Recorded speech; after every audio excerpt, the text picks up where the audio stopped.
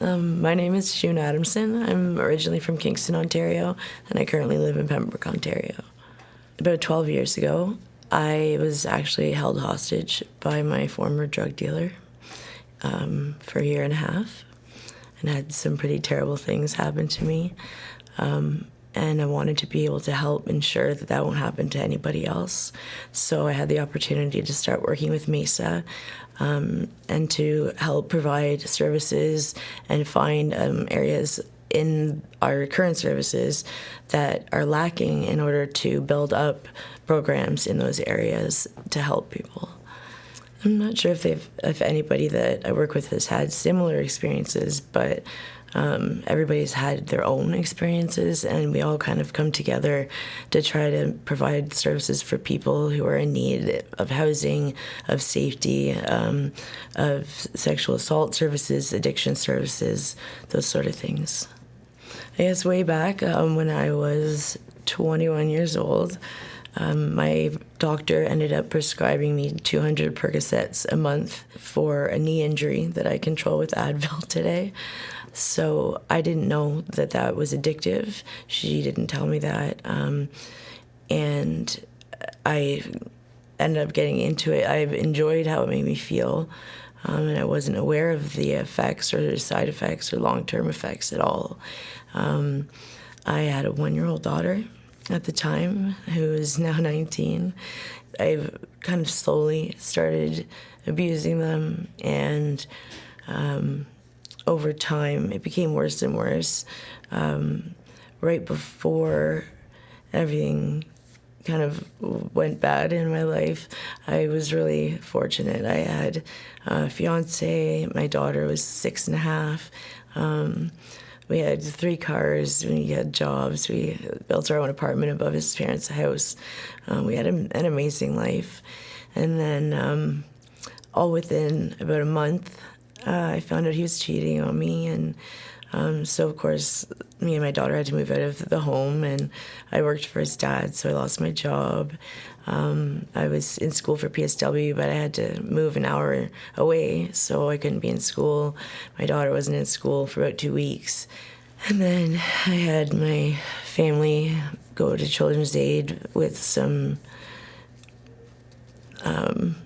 untrue information.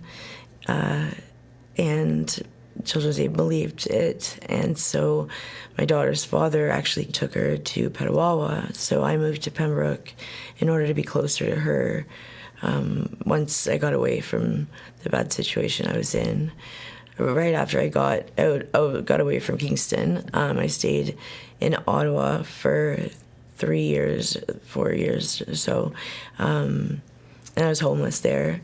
And I had a dog, and that was the last part of my family. I didn't want to give her up.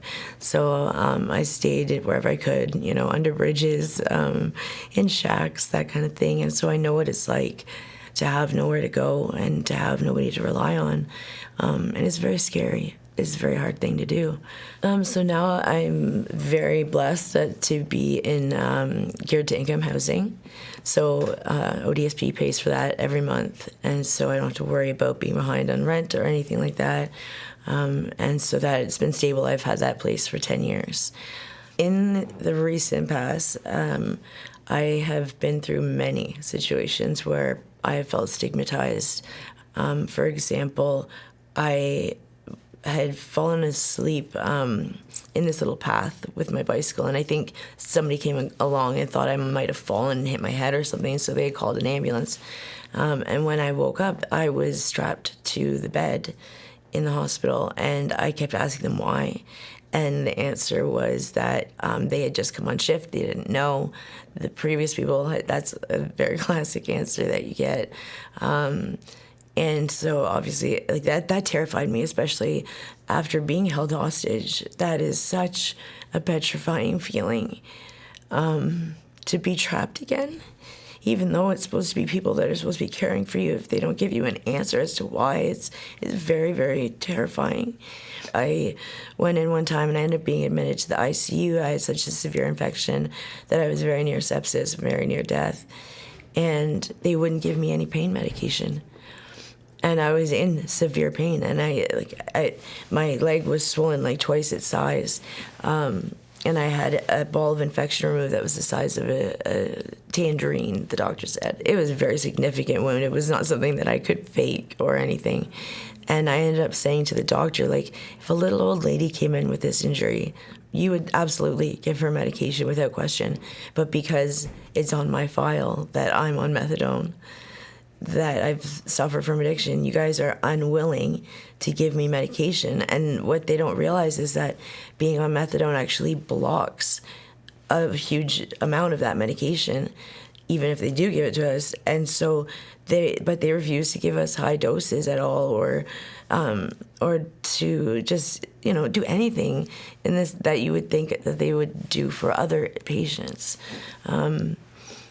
It's really upsetting, and they definitely set people apart. Like, for example, because I did suffer from I did abuse needles for about 7.5 years. I've been off them for almost 6 now, but it's still on my file that I did use them. And even if I go to the hospital today, they will not give me an IV when I get there.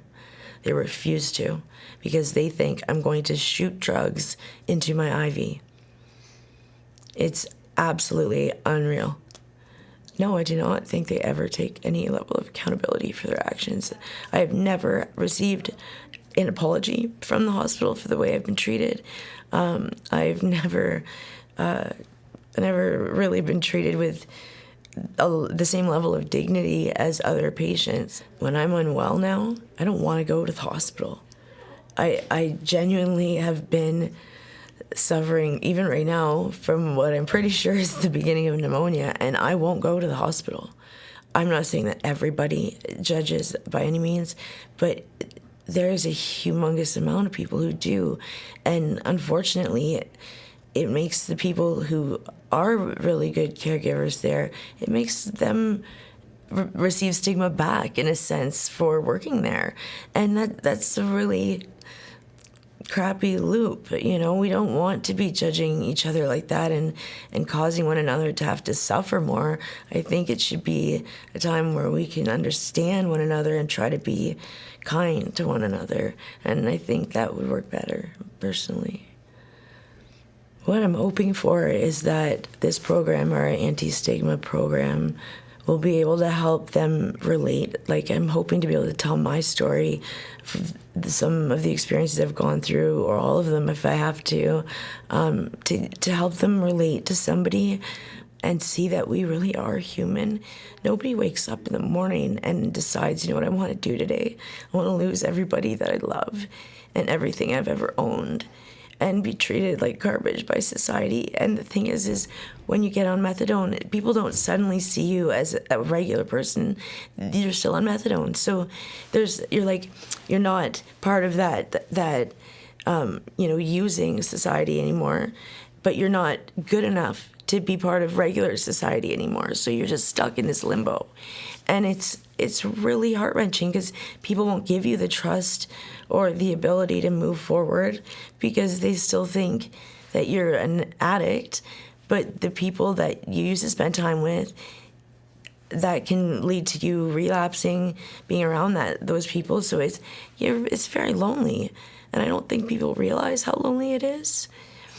So since working with Mesa, it's really helped me to feel like I'm able to use those bad things that have happened to me to help people. And it's really given me a purpose and a sense of being able to contribute. My boss's opinion and respect for my input has changed my life and is different from my past, is that he understands that I suffer from addiction. I'll always be a recovering addict, and that doesn't matter to him. He understands that I'm a person still, and that I can be valuable, and that has made me feel so much better about myself. It's improved my self-esteem, my sense of self-worth, and just helped me to feel like I really matter and I can really make changes in the world. It's really incredible. It's an incredible feeling. I'm really hoping that me being able to speak with people from these organizations will help them to be able to relate and to be able to just stigmatize people less and try to be more open, because at the end of the day, like I said, we're all people. And there are fantastic people out there. So sometimes it just takes a little reminder, or hopefully someone like myself just coming in and explaining situations we've been through, and hopefully it can be the beginning of some change. What does your future hold for you right now? What do you think? What do you want from the future? Obviously, you're on this amazing path. You're helping people. What do you want from the future? You're gonna make me cry. And what I want from the future is to be able to use what I went through to help ensure it doesn't happen to anyone else, so that people can be more aware that there is somebody that they know that has bad intentions for them, and to be on guard for that, to look for that, to make sure that they're safe, to let people know where they are. Even like I knew a young girl who was working in prostitution, and I tried to provide her just a safe space to go. I said, just let me know when to expect you back. Like, you don't have to tell me anything else. Like, just so that if something were to happen, like, I could get people looking for her, you know. Also, I